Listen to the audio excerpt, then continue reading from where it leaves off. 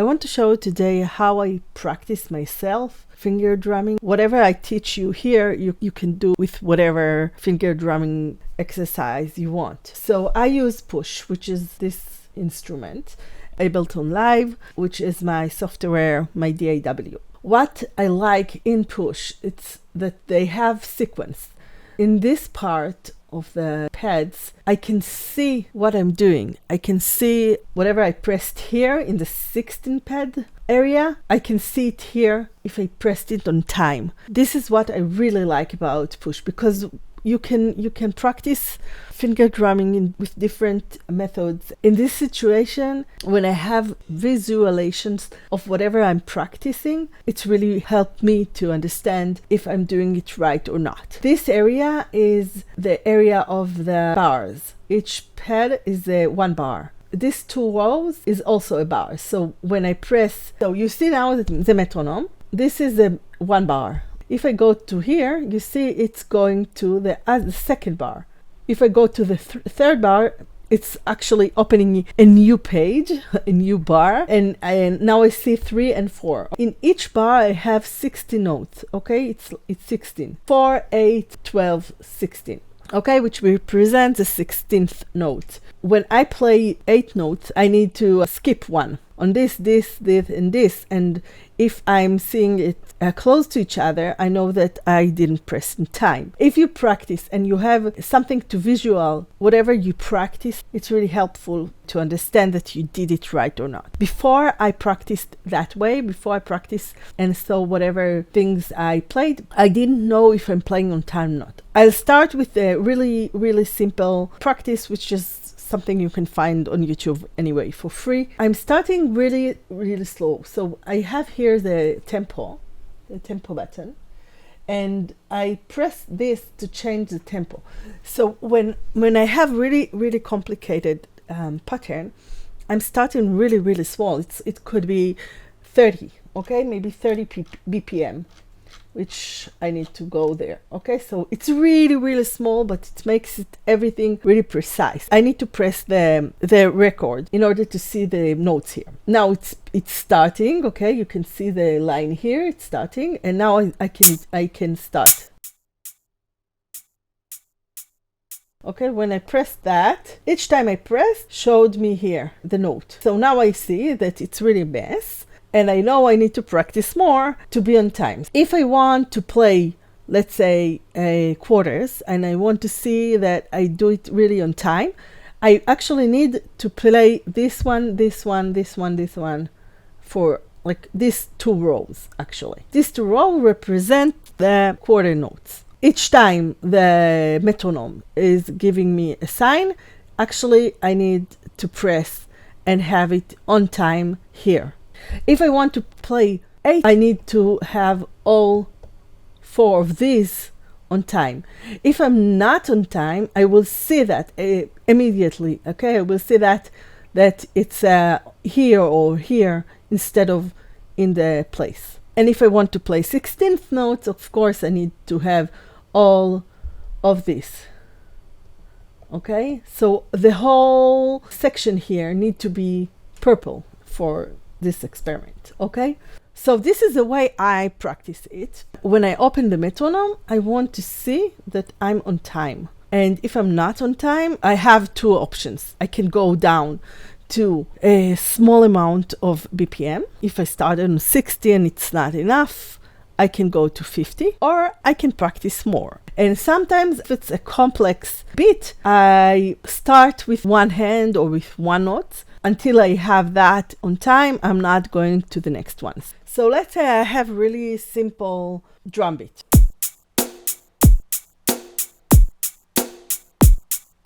I'm using this head, which is hi-hat, and this one is doing 8 notes. So I need to see in the end that each one of these pads is purple.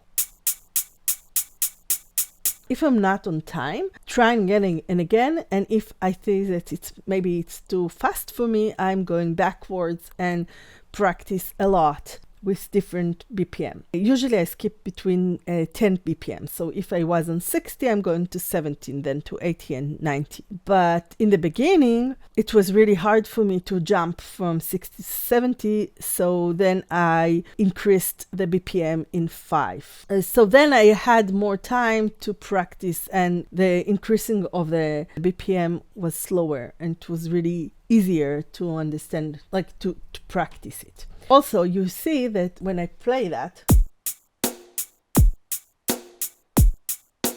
these two are not going with this one all the time, okay? Those are on the quarter note. In the end, I need to see, when I press on this, I need to see it here. And when I'm on this, I need to see it here. And when I'm on this, I need to see it here. Okay? And now this is how I played it, actually. You see? In the end, I need to see it that way. And if I see it that way, I know that I was on time. It could be that it's not really on the precise beginning of, let's say, the quarter note or the eighth note. But it's okay, because we are human, and when we play like humans and not like a computer. I can always do quantize in the end, and see I have it also there, so I can always go back and see what was wrong and whatever. But I just look at here and see if I played it okay. So let's delete that and let's start again. Okay, I will do that in 70.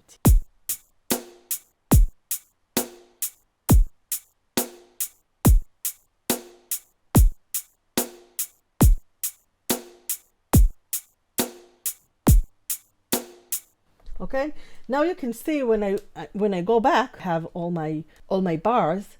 So when I go back, I go to 2 bars. Okay, this one is the first bar, this one is the second bar. So my first bar, I really messed up. You see, I wasn't on time all the time. Okay, I messed up. But on the second bar, I did it okay for this hi-hat. But if I can go here, and I see that I missed this one. Okay, I played it early because it's here and not here. And if I go here, I can see this one was early, and I played it not on time.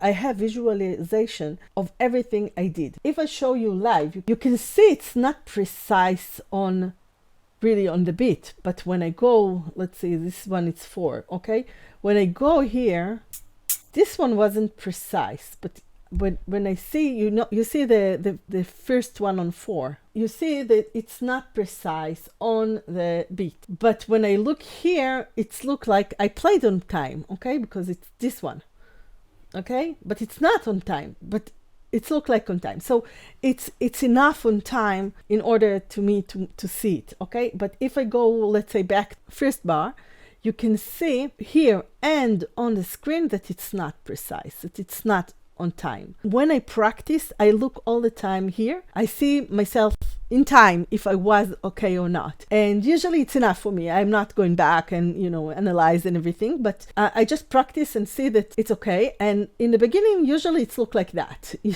Okay? Maybe even more mess. It sometimes look really mess. But after a while, I get it into more in time, and in the end it's usually really straightforward and everything is on time. And this is the way that I see. If you want to practice with push, you can do that with whatever control that you have that have 64 pads and have these functions of the sequencer. I have push too, which is really great controller, and because I have really small hands, as you can see, I have really small hands.